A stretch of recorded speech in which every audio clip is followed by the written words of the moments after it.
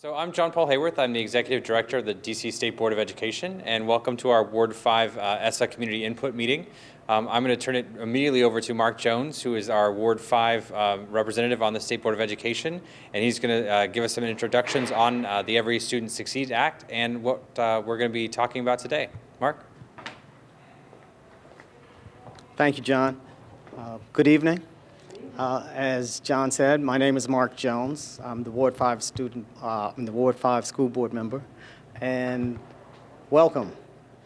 And our staff is here from the State Board of Education, and they're going to give a presentation on Every Student Succeeds Act. And what we're going to talk about is what does a successful school look like, and to get your input today.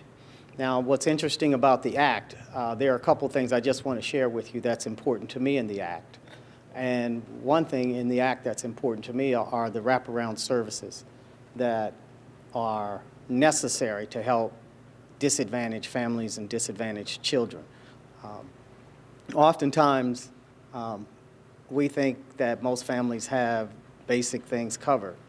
But most recently, I'll just tell you a story. I've become familiar and acquainted with one of the homeless shelters in Ward 5. And an interesting story about a lady that is there. She's in the shelter. She has 3 children. And she has a first grader. And the first grader went to preschool at our DC public schools and kindergarten and in first grade. But the child was struggling with in class. And finally, a courageous teacher said, look, perhaps you should have your child get a physical, eyes examination, and some other things. And she said, well, I'll refer you to Howard University. So she went to the clinic at Howard University. They did a dental exam, complete physical with the medical students, and they referred her to an ophthalmologist. And turns out the child had some issues with her eyesight. But the most interesting story about it for me is when she was riding home from her appointment after picking up her glasses. She said she was in the vehicle for Medicaid where they transport the families. And she said her daughter was looking around and said, everything's so large, it's so big. And she said, look at all the colors. And that's a clear example of the child could not see. And it was hindering her from progressing in her education. So part of this act, I'm really concerned about finding areas that we can apply to help the families with wraparound services. Now again, we're here to get your input on what a successful school should look like and what successful students should look like. But we also have to expand and look at other subgroups. The subgroups, we have to consider what our boys of color, because they're still having trouble. And primarily our boys of color who are having trouble are in the disadvantaged schools, quite frankly. The schools in the 5%, where the Act speaks of finding initiatives to support those schools. Now, what are those initiatives? I don't know what we need to do, but for sure the Act has areas in it that are relevant to employ, and we need to focus on that. So without further ado, I'm going to introduce our staff, but I want to introduce a few other members of the board. Ruth Wattenberg from Ward 3 is here today. And of course, Mary Lord, our at-large person, is here today, our longest-serving school board member. And our own from Ward 5, Faith Hubbard, our student advocate. And I'm pleased to have them all here, and welcome again. And now I'm going to turn it over to Sean. Thank you, Mark. So we have a presentation here today on the Every Student Succeeds Act, and it's online on our website, and you also have handouts here. So it's a long, sort of detailed presentation, so I'll go through and try and hit the high points so we can have the rest of our time for discussion. So the Every Student Succeeds Act requires a new accountability system for the 2017-18 school year. The state board needs to approve a plan early next year, and the plan must be developed with meaningful consultation from the state board, OSSE, teachers, principals, the charter sector, and the community. So what is an accountability system? Law requires that we create a system that identifies the lowest performing schools and the schools that need more support, and develop a plan of action to help give more support to these schools. And this creates large questions of what a successful school actually is. So the questions we have to ask today are, what do we expect from our schools? What quality should a successful school possess? How do we measure that success? How do we ensure that all schools are successful? And what supports do we give to struggling schools? So the old system, No Child Left Behind, required annual testing and wanted all students to be proficient by 2014. That obviously didn't happen, and now we have a new system.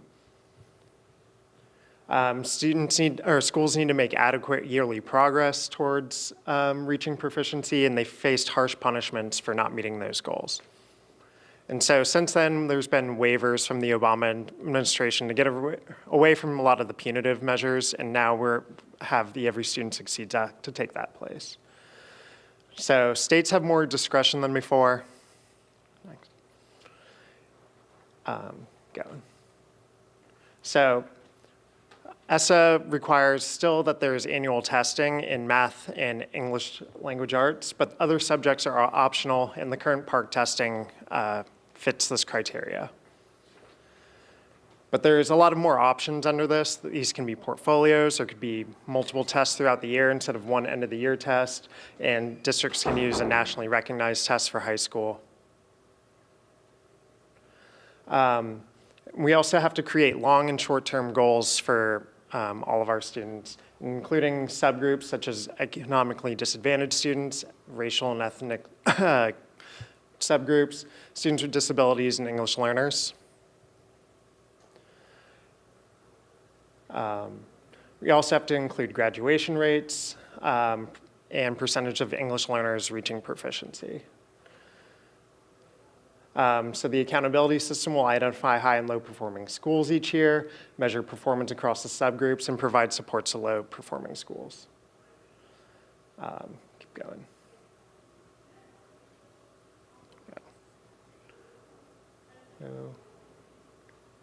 So one of the most important things we want to talk about today is the indicator of school quality or student success. This is sometimes referred to as the non-academic indicator of ESSA, and it must be a valid, reliable, comparable, and statewide. And these can be a whole bunch of different things, such as educator engagement, student engagement, attendance, completion or access to advanced coursework, post-secondary readiness, school climate, safety. A whole wider range of things can be this indicator. So this opens up a lot of questions for us, such as what is most important to us? What can we actually measure? What will show differences in schools? Do we want to measure inputs, such as access to courses, or outputs, how those students are performing? And what's actually in our control to change? So what happens with these results? We want to create a system that identifies at least the lowest 5% of schools, high schools that have less than two-thirds of their students graduating, and other categories that we can decide. And these schools will receive comprehensive support and improvement, which is a plan that will be created by the schools, the district, and approved by the state to help each individual school create a plan that will best serve its students. So with all of that in mind, we want to go forward to some questions that we have in our survey that we want to hear from the community. Yeah, here.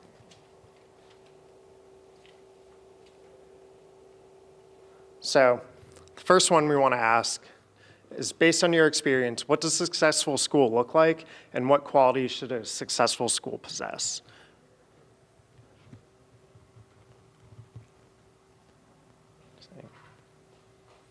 Does anyone have any thoughts? Or any questions? Yeah, or any questions so far?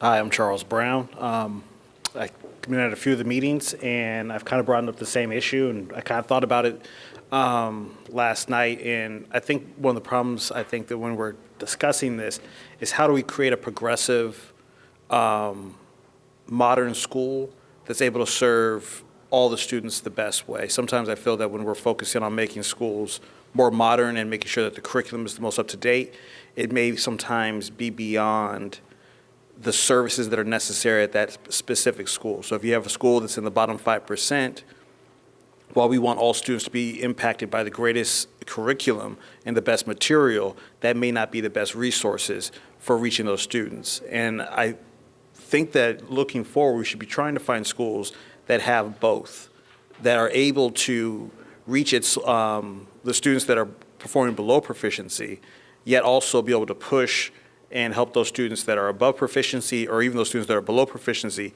reach to best utilize the materials that are at that school. I've worked in a lot of schools within the district. I currently work with students throughout Ward 5, and often when I'm working with them on their science projects, their ability to even grasp what is being taught to them is because the work that they're being given is at such a great gap beyond their capacity. And some of these students are proficient. It's just that the materials that they're being given are geared towards a different learning sect or a different focus. And so I just kind of want to make sure that when we're going forward, we make sure that everything is really tailored to the student. I feel that we often are tailoring things to our ideal school, but not towards what will be best for students. And so I've kind of constantly went back to just making sure things are very individualized, and we're building up from individual students up to serve them, and then that will in turn make great schools, but not having great schools that may not be serving their students the best. So progressive. Can you define what that means? And or give some examples of that in ways that, if you're saying individualized, progressive, like what does that mean, so that we can capture just a few things that are very specific? So a good example of what I mean by progressive would be just STEM, in which STEM has kind of become standard in the way we understand it. But even now that we're incorporating things like STEAM and we're coming with more creative ways of educating students, all of these new teaching techniques and this the new curriculum that is geared towards excellence, when you are at such a great deficit, you need something to help bridge. And when you're, especially when I'm, kind of monitoring classrooms, or, when I talk to teachers, what they have is that you're a third grade teacher teaching work that is for what would be the most perfect academic third graders would understand this STEM curriculum. But 2/3 of your class may be below proficiency. And so they can't stop the train that is that curriculum, but their students aren't prepared to already start that curriculum. So I want to make sure that there are safety guards that are in place to protect that. In the past, under No Child Left Behind, there were different resources that were in place. So you had free after-school tutoring that you can individualize to a student. So if a student was reading at the first grade level, he may be being tutored year-long at his grade level to get him to move forward, while his teacher was able to maintain teaching at the third grade level. And in between, that student could catch up. Currently, without any model of working with the student individually or in very small groups, you don't have the ability to tutor or work with those students. When they removed that, DCPS and even in OSSI to general for all the LEAs went with a model where it went back to what was prior to individualized tutoring or free after-school tutoring services, went back to more of a study hall. And a study hall with the teacher that you work with during the day, it may yield results for some students, but what you end up is a room full of 20 students.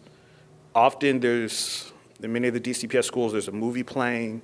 It's more of busy time. It's more of waiting for parents to get ready. I think we should be utilizing our after-school hours better.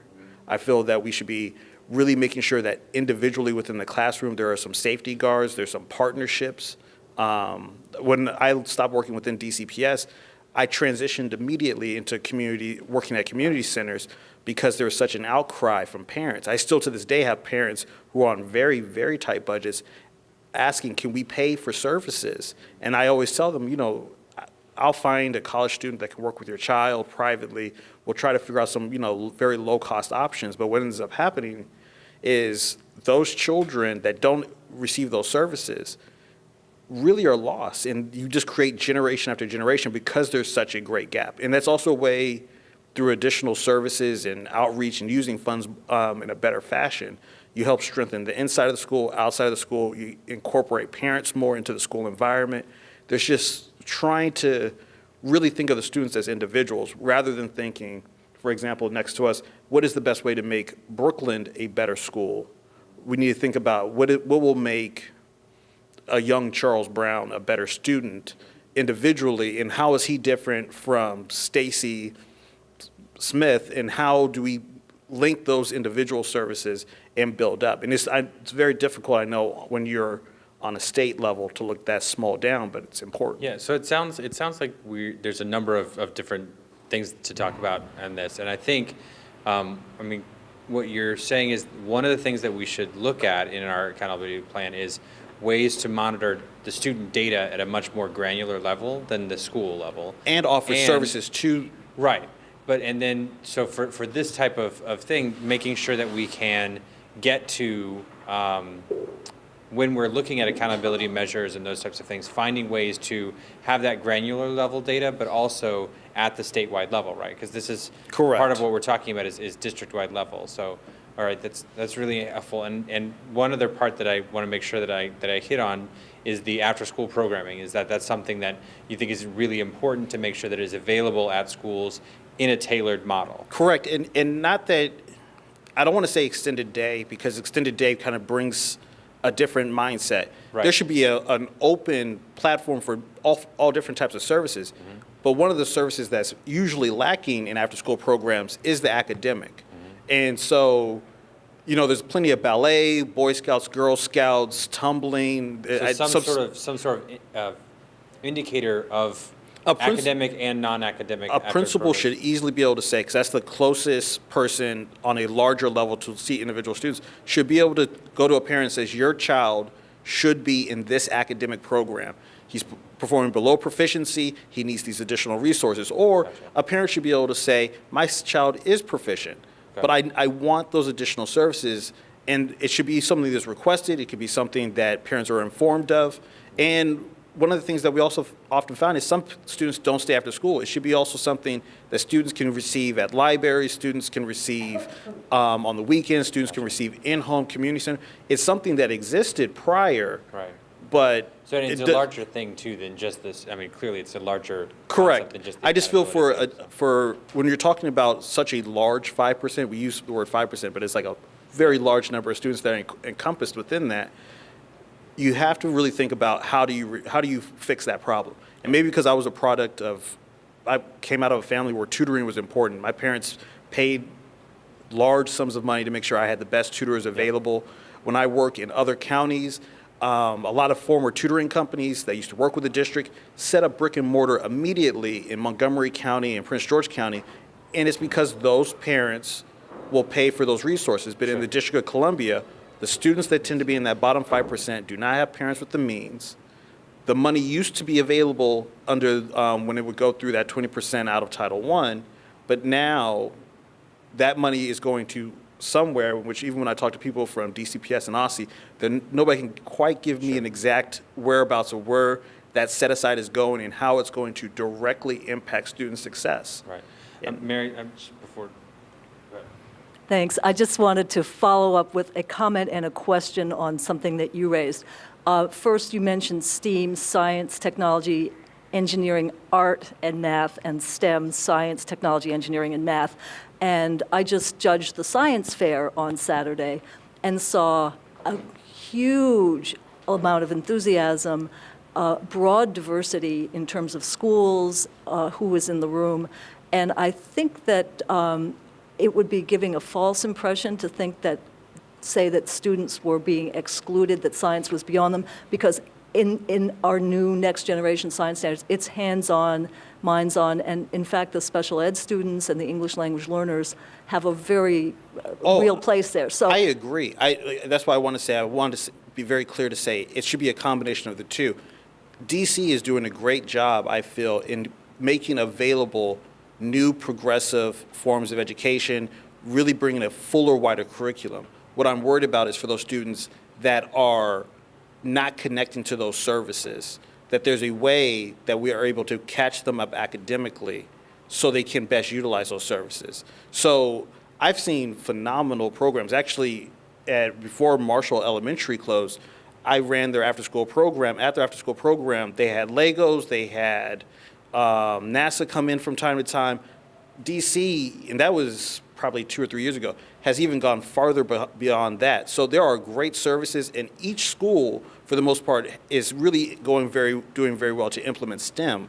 What I'm worried about is those students that are not truly benefiting to the highest degree because of where they are academic-wise now, and how do we grow those students to that? I was just concerned that there was this impression being left that science was still sort of out of the reach of most, when in fact, we flipped that because of our academic standards. And then I wanted to just follow up. You said measuring individual students. In the digital age, we have our playlists. We don't all listen to the same album. We can set our own schedules when we want to get up. Help me understand what that would look like. How do we value and validate the learning individual students have? And I'm particularly interested in seeing if you have any insights on the sort of career readiness. I just finished reading my National Association study, and that's a whole area that we have sort of left undone, but it gets to the kinds of skills and abilities that you see and develop in, say, for example, after-school programs or out-of-school programs. Well, probably to focus on what you said first, when it comes to kind of the stratifying student success individually, I worked on a little bit of the legislation once No Child Left Behind initially started some of the lobbying points, and we now have a great opportunity to really work with students' individual benchmarks. And so you can look at a school's success not on a grade level, but how much do you yield by individual student success moving forward. So if you have... So what you mean is growth? Growth. Growth. So Right. you establish a benchmark, and if that student yields so much more success, that is what you measure, rather than how many students necessarily reach this level of proficiency. You want every student to grow by a certain benchmark that is pre-established, and then you just make sure that those benchmarks are genuine. And one of the things that we talked about in our Ward 1 meeting over the weekend, we had a teacher there, and he was talking about how a significant number of his students weren't the same year to year. So when you're trying to track on a school, you know, a school's great test scores from year to year, if 20 to 30% of the children or the students are different each year, it's not really a necessarily accurate measure of the growth of a school either. Correct. So that could also have that impact. Once you move it to the individual, you really can see the true growth of a school. It's also, if you're in the business of wanting to evaluate teachers, individual growth is a better way to evaluate teachers rather than an entire class. The individual growth model, establishing a firm benchmark, you can track a student. If they transition from school to school, it still can be tailored to where that environment was, how that student is doing individually, rather than saying your third grade class did not improve based on a benchmark that was preset, not taking into effect that it may have been an impossible standard, yet students were able to grow in, a student that may have been 3 grade levels behind may now only be 1 grade level behind, but they'll still come up being below proficient. And so, But the school, the teacher, and that student will get major credit correct. for really advancing and accelerating. Correct. And then for the career readiness thing, I'm a big proponent of it. I think it's great. And then the only problem is that it feels that some people give it a stigma. Like if you start getting people prepared for something that's an alternative to college, there's like, well, we're not really fairly educating students. And I think you just put students on 2 tracks. You prepare all students for college, but it would almost be like having 2 majors or a major and a minor. If you're preparing a student academically to be ready to go to college, But also, once they get into maybe the 8th grade, 9th grade, the student says, I just want to look at electronics and start thinking about being an electrician or being a plumber, just that, or just basic business management. And those were different course options that were available to students. When they got to a certain point, they may be able to say in their junior year, I want to maybe go a little bit further with my career readiness for what I think will be my chosen field. And you can also then start to kind of bring some more dignity to the idea of you are college ready, and part of the success of the programs that you will be in will be college readiness. But there's nothing wrong with being an electrician or being a plumber. There's great pride in that, and it doesn't mean that you have to go to a 4-year university for that, even though I think we should educate all children in that direction. I just wanted to capture one thing that you're saying, which is that one aspect of a successful school, and I think one that we can measure in some ways, is the focus on individualized tutoring. And that part of what you're saying is that the money that's going to schools to help support the kids who are the lowest achieving is sort of dissipating, and that one way to make sure that it's going where you know it needs to go is that kids should be able to access one-on-one tutoring, whether it's during the day or after school. So if that's what you're saying, I just wanted to make sure we caught that. Correct. That's exactly what I'm saying. That's what I do for a living. I tutor children after school in low-cost programs. Sorry. Aaron, anything? I'll wait to the next question. Hi. Ms. Gasway, do you have anything? Okay. So let's go to our next question, which is, based on your experience, how would you measure a school's success at meeting students' needs? And this goes back to sort of, these are all, of course, related questions, but this one specifically, how do you then measure whether or not a school is actually meeting the individual needs or the needs of student growth or those types of things? What kind of concepts can we measure district-wide? Because we can't measure schools on different benchmarks. So what kind of things can we measure to see whether or not students are progressing? Well, in special education, there are tests that children take to assess where they're at. There's a test, I think, that all students take, though, at the beginning of the school year, which is the LSI test, which indicates where you are comprehensively. So these kids take this test, but the best way to measure an individual is to utilize these testings that special education students take. And I think maybe those testing could be also ministered to non-disabled students in some type of way as well, to assess where they're at the beginning, midway, and at the end of the year.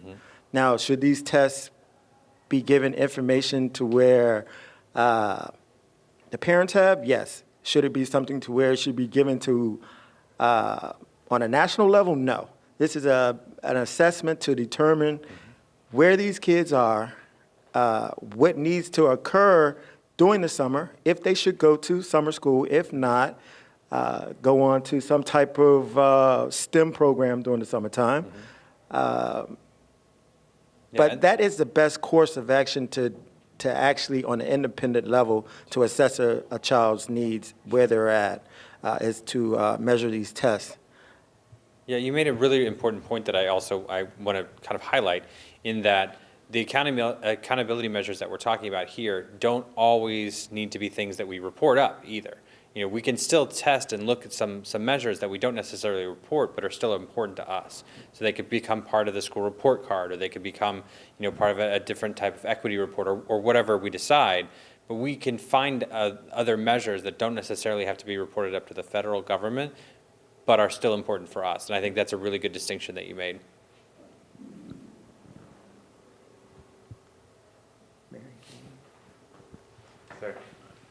Well, I can always talk about education, so just, you don't have to give me the mic sometimes. But I think one of the things that we could also say, and I like what he mentioned about special education, but a lot of the subsects, your English language learners, and be able to say, I think when we did the initial testing, if we work students towards an individual learning plan, so not only students that are special needs or got a individualized learning plan, but everybody did. And so, and then if every student had an individual learning plan, you could better strategize. You could have a plan laid out, something you could sit down with parents and say, this is what we need. This is what we need kind of going on at home. This is what we need from maybe outside partners. This is what we need from teachers. And everybody will have a constant goal. Working with students that have IEPs, watching that entire team network, that machine moving, you start to see how you might be able to change a student's life. Then when you work with a student that's just below, and it's just, well, he's behind and he'll catch up. If you had like a plan generated and you just kind of brought everybody in on that plan, then parents could say, well, this is something firm in my hand. You're below in this specific area, so maybe we should work on flashcards to kind of help incorporate your skills. And I think that would be a very large undertaking, but it would show really a gigantic step forward in that fashion. Yeah, and one of the things, and we were talking earlier about, I'll talk after you finish. I'm done. Oh, okay. Yeah. Well, I would Please. just say that you've given me some courage today. This school year, I had the opportunity to work with students who do have an IEP currently. And a social worker has been working diligently with me to meet the needs of students. Some of them have been medical needs. Some of them are economic needs, but you need that particular person, one person that will take on the responsibility of, let's say, being the key communicator with everyone to help identify what the needs are, what resources are currently available, what resources would need to be found in order to help the needs of the students. And I like the idea of doing a comprehensive background on a student so that you get a complete picture at that particular point in time. And work with that to create the plan that you were talking about. So thank you very much. yeah, and it can certainly also be something that, because we do have a fairly mobile student population, being able to have that type of information travel with the student, right? So that when they're going to a new school, the school itself doesn't necessarily have to start over from scratch. Yeah, Mary. Sorry, 1 second, Aaron. I just want to follow up and ask what sort of indicators as a teacher do you get that you find useful? Because that might help guide us on the kind of indicators we need on the big board. I would say for this school year, it's getting to know the family and the student. That's the most important aspect that I found this year that really helped. And that would help me to determine what were needed for that family. And then identify specific factors and also the people that you really need to have access to help make the plan work. So it'd be, And follow up constantly, because the one gentleman that I'm thinking about, we meet 2 or 3 times a week. And it's taken some commitment that aren't necessarily in a job description. And I'll give you a good example. I went to a doctor's meeting for the student and met with the other people who were involved in that student's life and in the family's life. And also, we had to have an interpreter. So when you speak about English language learners, that's not only addressing the needs for the child, but also the parents to make sure they understand what is needed and what would they like for us to do to help them through whatever needs they have as well. yeah, I mean, as to, language access, I mean, that's one of the things that the state board itself has been sort of struggling with about, making sure that we actually have the access to the languages that we should. We're doing a better job, but not quite there yet. So, Aaron, did you? I was just going to say that a lot of things that we are noting, a lot of these things are already in play, is that taking them from, or looking at, for instance, children with disability to a non-disability child. Like a lot of the forms that we use in that, the IEP that everybody keeps noting, it has goals. It has periodic reachable goals that the team puts together for an IEP. But there is testing that goes along with that, and these testings can be utilized for non-disabled and for general populations. So using these things that we already know is, the question is, well, are we going to do that? We already have the capabilities to do this. For instance, a child with IEP, that IEP goes into a central location, and wherever that child goes, to a charter, to a public, it's accessible by the LEAs, wherever they may be at. That follows the child. Right, that follows the child. So we know, we have the capabilities of doing it. The question is, are we actually gonna follow through on this and make it happen? So that's something that we really need to take a look at. So I think a lot of those are really excellent ideas, but I guess just the pessimist in me, we still don't really do a good job with special education students and their needs. And some of the things that you're speaking of, I mean, we have lots of families that call both the Office of the Student Advocate and the Office of the Ombudsman for Public Education and everywhere else throughout the city. Yeah, I know you're not trying to just tout everything, but I think we're trying to do it for that small subsection of students, and we're not doing it completely well. We're getting better. But the one thing I want to go back to was when you were talking about parents being able to understand what's going on, or even students being able to understand. And it's not just English language learners alone. Like, I have talked to so many parents who just feel so disconnected from their child's education that even if they felt that they had something to offer, that they no longer feel like they can really be at the table. They don't really understand that. And I think part of meeting a student's needs is also ensuring that the parent can really speak very knowledgeably to the plan and really implement things into the plan. And I think you said something really powerful about getting to know the family and the student, like at a deeper level. When I was teaching, I had 30 students. That's a lot. It's very hard. And I had some students that were also, having inclusion opportunities within my class. So that's an additional level of students. And I was a middle school teacher, so then I would rotate, so it can be a lot. But I think that if you get the parent and the student to really be on the plan and really understand.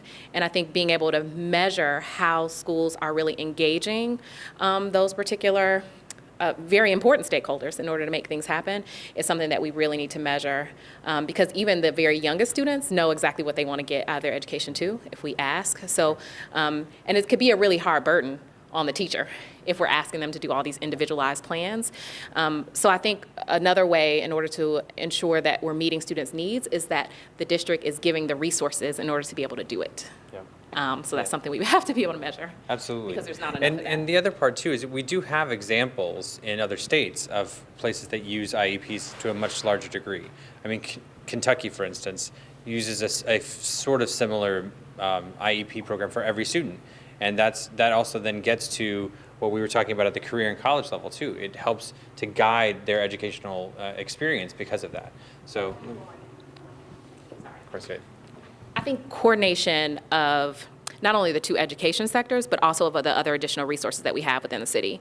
So earlier when you were speaking to some of the things that used to happen at libraries actually still do offer quite a few resources that there's just not a lot of connectivity. So I think one thing that we should be measuring is how we are working as city agencies in order to support those needs, and having indicators of how agencies are doing in connecting with education with either the larger LEA or even individual schools within their particular areas. Because there are resources that just aren't being utilized because teachers can't necessarily get out of the schools to do that. Parents shouldn't have to be the ones to find that.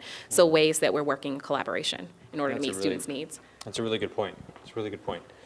So next question is, based on your experience, what types of supports or intervention should the district provide to low-performing schools, and what types of supports have you seen be successful based on your experience? And I'm especially interested in what you're going to say, I'm sure, here in a second. But we've talked about some of those already. The potential of having individualized tutoring programs, the ability to have specific and dedicated family engagement, and social workers and those types of supports are potentials. Additional resources to make sure that we're actually meeting the IEPs that we're setting for our special education students, those types of things. Did anyone want to talk more about specific supports? Of course you can. Yeah, Ruth. Just to follow up on what Faith said and others at other meetings, is I do think that one of the things we need to do is find a way to really survey the parents of special ed students and special ed students. We've talked generally about satisfaction surveys, but I really think there's a special set of questions that need to be asked of special ed parents and special ed kids, because it's just a consistent issue. We can find out about efficacy and so on. Well, we are very lucky to have Aaron with us, and I'm sure he can help us with that, right? Yes. I surely can. To Thank answer you your for question, volunteering. yes. To answer your question, OSSE has since 2000, and I don't have my data, all my data with me, but I can say from 2008 to forward, OSSE annually sends out a report card to parents with who have children with special needs.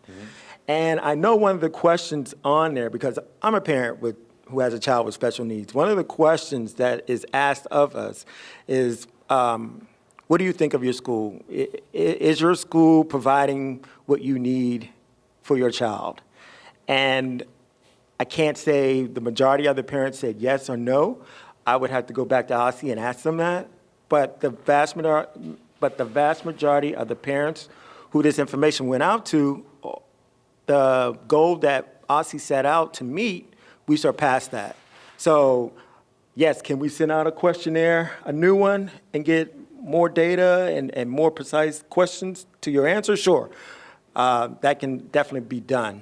Do you think there's a potential benefit of expanding that idea to all parents in that, providing a parent satisfaction survey for every school? Sure.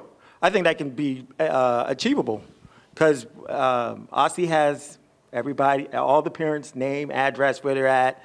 Now, and if you're mobile, then that's a different, that's a different thing. But Presumably, you could still do it on the phone. true, and you can still do it over the phone. You can still do it at your home school that your child is at. The paper could be sitting at the front desk. We can issue it out through PTAs, PTOs. This is something that, yes, we can do on an annual basis. I think that survey will be interesting, and I don't know, I haven't seen the one you're talking about, but just a lot of times what is appropriate or stated to be appropriate for students is different than what parents believe to be, and I'm sure you agree with this, different than what a parent might agree to be appropriate for their child. So also just trying to understand if parents really truly understand what was in the plan and understand what should be offered to their child, and if those things kind of are at some point married together, because a lot of parents and schools seem to be sometimes on different pages about what that might mean, and that might also speak to just education overall around what the different services are, how parents should be involved, how they should be really knowledgeable about what's going on in the plan. So I don't know if that survey captures that or not. Well, the questions were broad. And so if the parent, for me, I'll just take me. When they asked me about my son's homeschool, I gave them a bad report card. You're so knowledgeable. That's only because, and Faith brings up a good point, parents aren't knowledgeable or don't know their rights. If you don't know your rights, then you can't answer the question. You can only answer the question to what you may know, or to what you're seeing coming out of, or what you're seeing coming from your child. It could be good, so then you're going to say, I'm okay with it. But is it really okay? That's up to the parent. I can't answer that question. Yeah. But to go what you're saying, Faith, it's up to the parents to really know your rights and really understand the process. And I'm trying to stay broad. I don't want to go to where we're just talking about special education.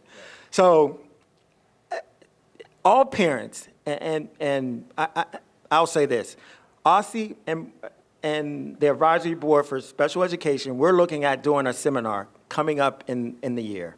Along with me? Along with Faith, and along with the ombudsman, and along with National Children's Health, who I'm reaching out to. I'm reaching out to a lot of people to be a sponsor for this. Right. So just to be on this. And it is the schools, the LEA is also supposed to be doing some education of parents around that. But right, but, and we keep talking about. I'm sorry. I'm trying to get away from just narrowing this down to special education, but talk about everybody. But at the IEP meetings, when you're in your IEP meeting, you are given your rights. The problem of it is, and parents, and here's something that was brought up to me. A lot of parents who have children with special needs, they have a special need issue themselves. So they can't read the level of that packet that's being given to them. Now, we're going on a whole broad term, and I'm trying to get back to where we're overall not just dealing with special needs, because even a child who is non-disabled might have a learning disability as well. So it's up to the parents, and if they're having a problem, because I know we're putting this on closed circuit TV, if they're having a problem, they really need to reach out to OSSI. They really need to reach out to their LEA. If they're still having problems, they can reach out to FAITH, to the student advocacy organization. They can reach out to the ombudsman. They can reach out even to the school board members themselves. They will direct you. You can reach out to us at the Special Education Advisory Board for OSSI. You can reach out to us. Everybody, and FAITH has done a couple of events. My issue is, how do we get the parents to come to these events so that we can educate them? So what we did, what I wrote, since I'm overseeing outreach for the special needs, is that we break it down. We go to PTOs, we go to our PTAs, we go to our civic associations meetings, we go to the homeless shelters, we go to these places where these individuals are at, we go to a neighborhood, I might even go to a bar, hey, standing on the corner, just places. Get this information out, not just utilizing social media. We're getting lazy and not understanding, okay, now we've got to go back to the old style. Maybe putting a flyer on this door, putting a flyer on that door. These are things that we've got to consider and stop getting in this little central box. But let's get back to the broader things. I just had one point, and that was about the surveying. So I know you all did the special education surveying of those parents, but many of the LEAs have also done surveying of student satisfaction and parent satisfaction, and we don't always see those. So definitely requiring that we see those, but also having parity between what's coming out of both sectors, because then parents can truly look at the data and it means something. Because right now it's kind of like oranges over here, apples over there, then it's a pineapple over here, and it's not the same thing. So finding some parity, because parents make different decisions at different times for students. So making sure that there's some collaboration, cross-sector collaboration in that. Yeah, I mean, one of the things that we actually talked about at the Ward 1 event was a sort of combined measure. And what we talked about is potentially adding parent satisfaction, student satisfaction, teacher satisfaction, principal satisfaction in a school as one of the potential ideas to look at for measures. And what we talked about as well is the fact that, just sending a survey out is not a good measure of satisfaction. You need to do more than just send a survey. You need to knock on doors. You need to, have at least a certain amount of participation to make it even statistically valid. You need to make sure that you're out there talking with people. And I think that gets back to what we talked about earlier about the engagement. Making sure that our teachers and parents and principals and all that type of thing have the ability to talk about the engagement piece and understanding what those things are, and making sure that that's also a priority for schools. Did you want to? Oh, no, I was just going to say, and I think I was at one of the events where this was giving out special education programs, resources guide. It was in Ward 5. Okay, well, this is what I did, and maybe I shouldn't have. But I made copies for my parents, and I actually sat down and started going through the pamphlet with them and welcomed them back to ask questions. But is this in other languages? Yes. It is. Yes, resource, and yes, it is. But I also, I could probably send it to you electronically. If I get your information, I can send it to you. Okay. All right, thank you. Absolutely. Absolutely. So we were talking about what other supports. So what other supports have you seen? So for instance, I'm going to go right back to you anyway. What supports don't you have that you'd like? Let's start the conversation with that. Like in your school, in your classroom, what type of things could the city, the district provide that would help? Well, this intervention, and I have to be very careful about, and I'm saying at the preschool, pre-K level. Yes, ma'am. I would like to see more technology for students. And I'm still learning about the technology that's available. And one thing in terms of technology, there's so much that can be done. Teachers can record a story, read aloud, and put it in the center, which would add to their independence, as well as getting them used to technology at an early age. Mm-hmm. In terms of more use of smart boards throughout the city, for, let's say, first graders. I had an opportunity to go into one first grade classroom, and the teacher was using technology, the smart board, and my thought was, this was a couple of years ago, I was like, wow, what are those students going to be like in a couple of years after using technology? Mm-hmm. And I'll just stop with that. And that sounds too like there would be additional abilities for teachers to have that training to use that type of thing as well, right? Okay. Faith. I recently did a school visit on Friday, and the class had a noticeable absence of technology, but the one thing that I really loved was the interventions were being provided by other students to student, and it was really amazing. They taught me a math lesson. I'm still not very good at math, thank God. I don't need to be, I guess, at this point. But the way that they were intervening with each other also helped show mastery in certain areas. And there were a variety of different students. So it was a Montessori classroom, which was a different experience for me because I did not teach Montessori.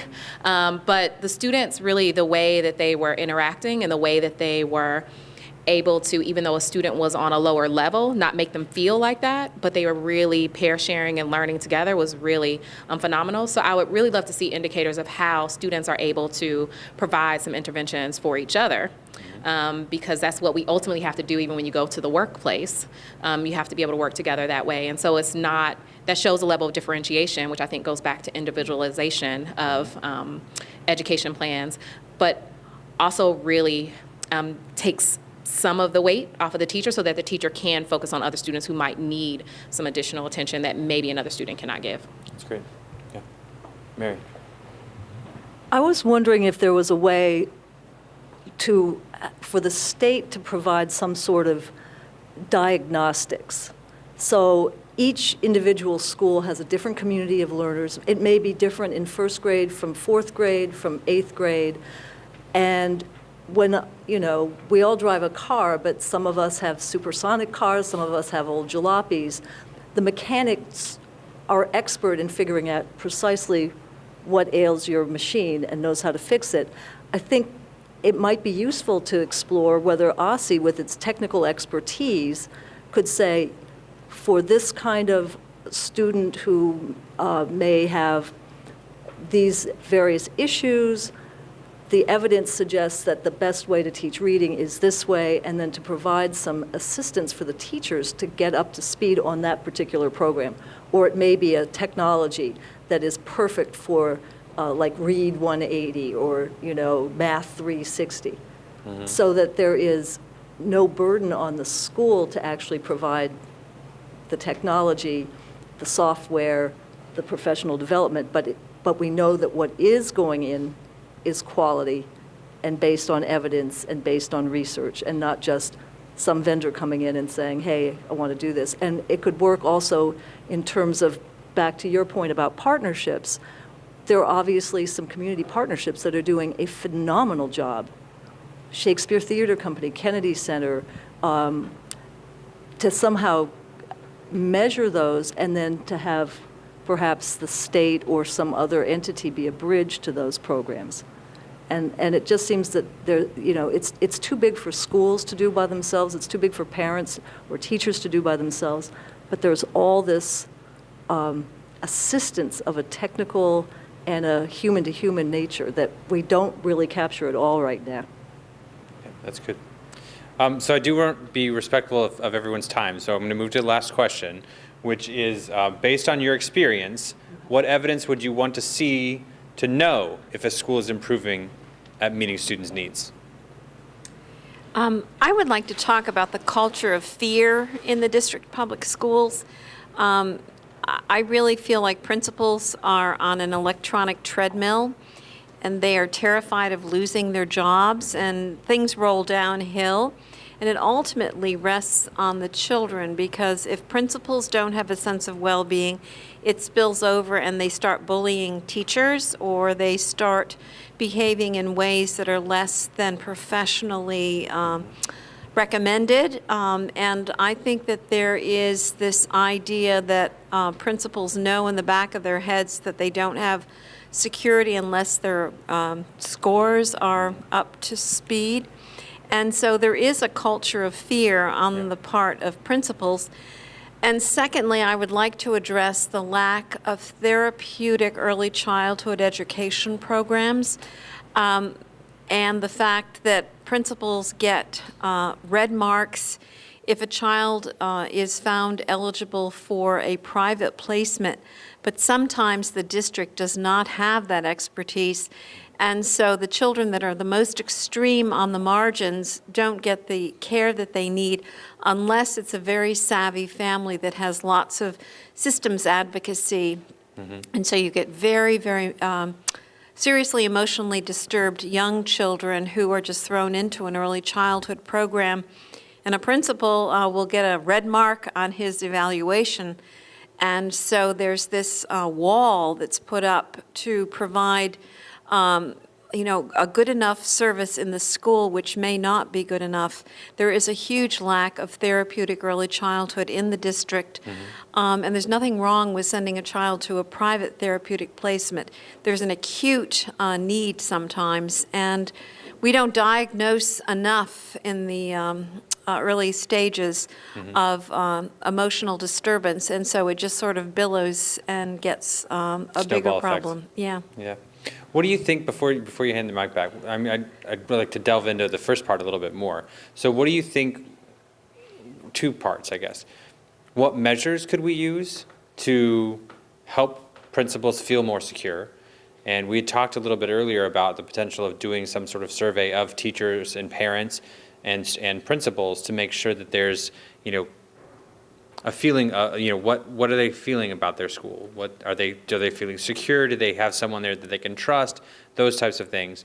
But on the second part, at one of the meetings over the weekend, and I'm trying to remember which one, it may have been Ward 5 or Ward 7, we talked about the use of potential retention data. So whether or not a principal is retained from year to year as a potential measure as part of something else, or maybe on its own. But the same thing with teachers. If a school is losing 30% or 40% of its teachers every year, is that something that we should measure as an idea of what a successful school has or doesn't have? What do you think about those? And I'd be interested in.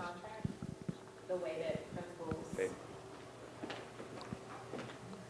So I know within DCPS, some of the principals, well, a lot of principals are contracted year to year, right? So they're yearly contracts, except for some principals who I think have a 3-year contract. So is it not having that fear of just the year to year, or is it just the overall? Because I think there are some mechanisms. So we could count retention, but we could also count.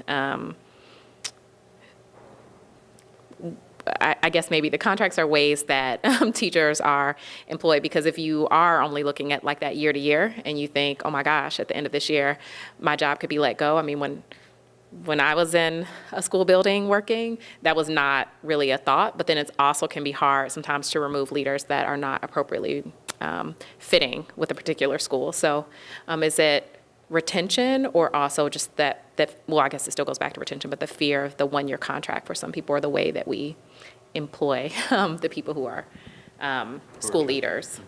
Well, I have a fun fact for you. In Finland, they don't have principals. generally speaking. What they do is they have teacher leaders who come in and lead a school for a period of time of 3 or 4 years, perhaps.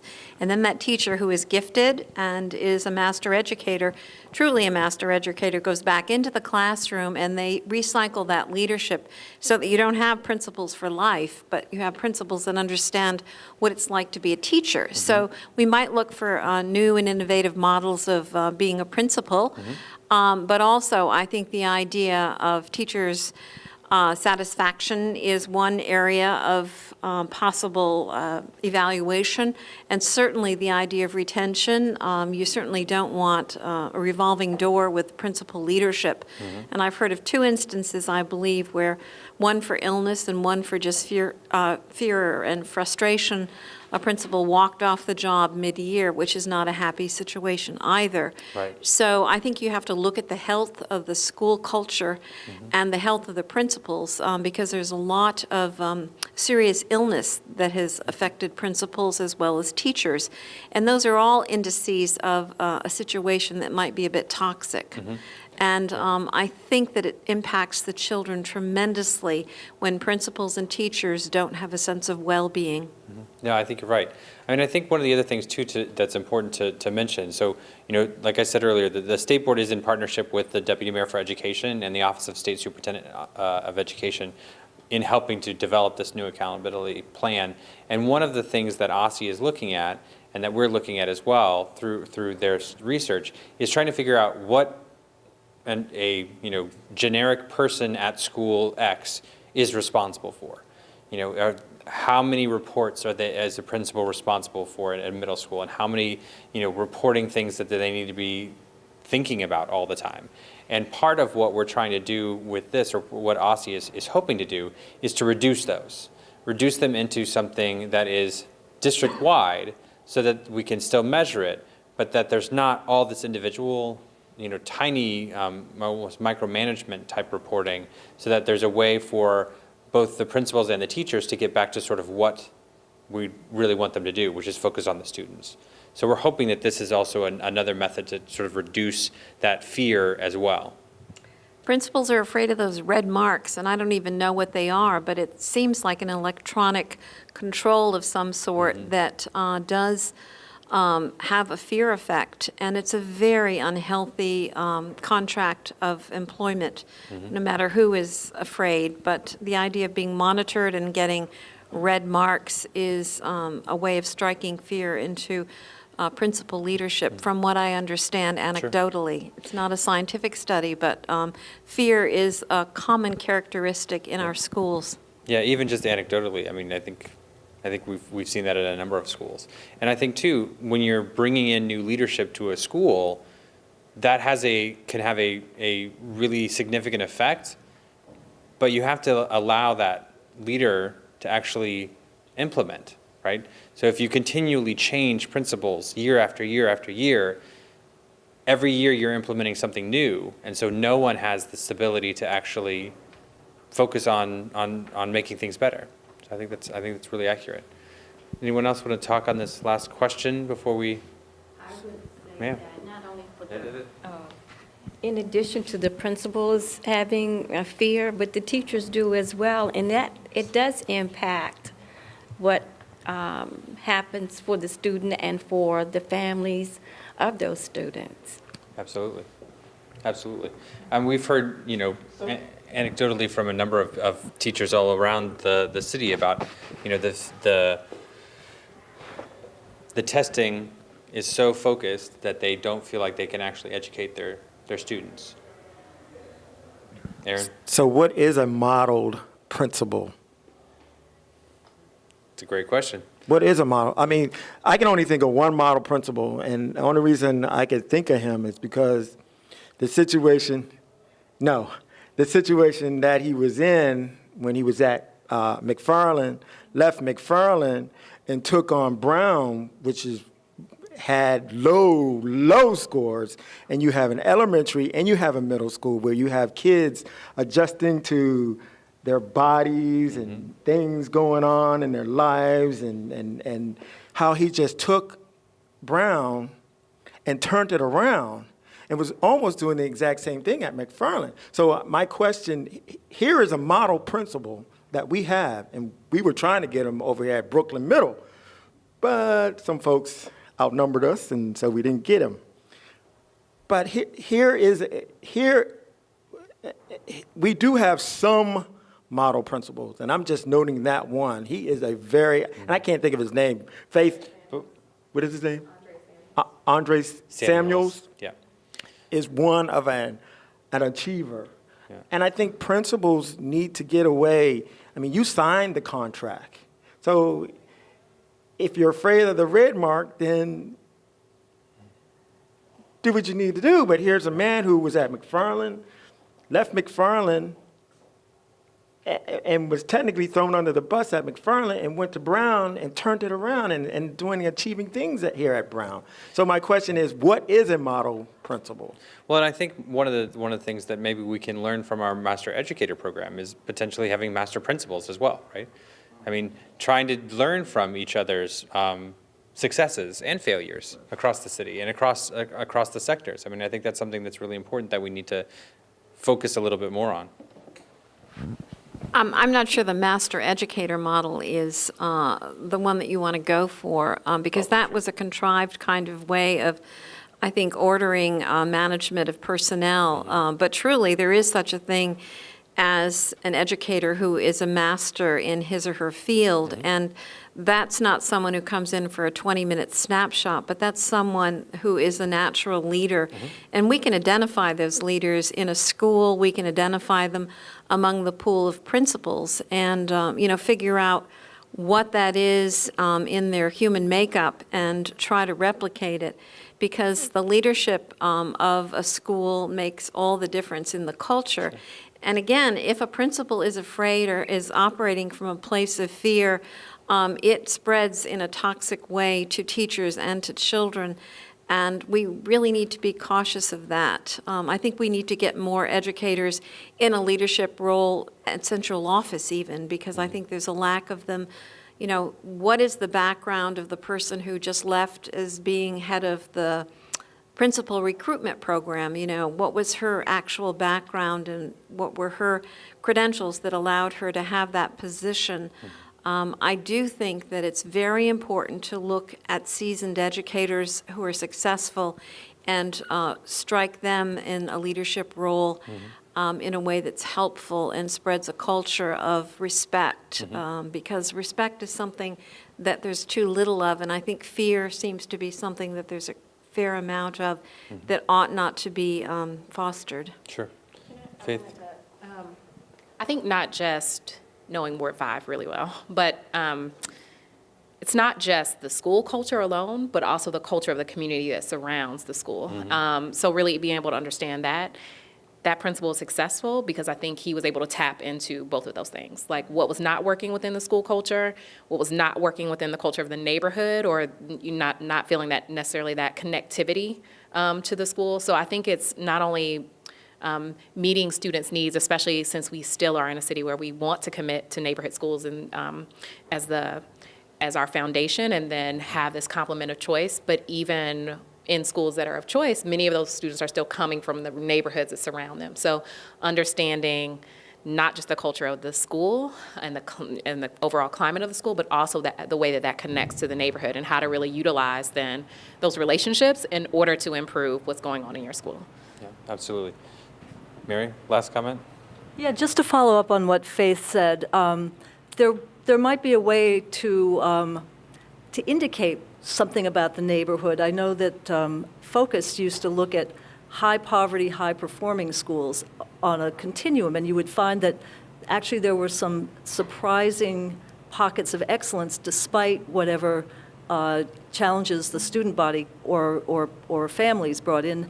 And so that may be one sort of, we could perhaps create an index that would then give a kind of extra brownie points to principals, because if their school is able to educate challenged students to a high degree, then that might be a proxy. I don't know, I haven't done any research on it, but it would get at that culture of support versus culture of fear. Sure.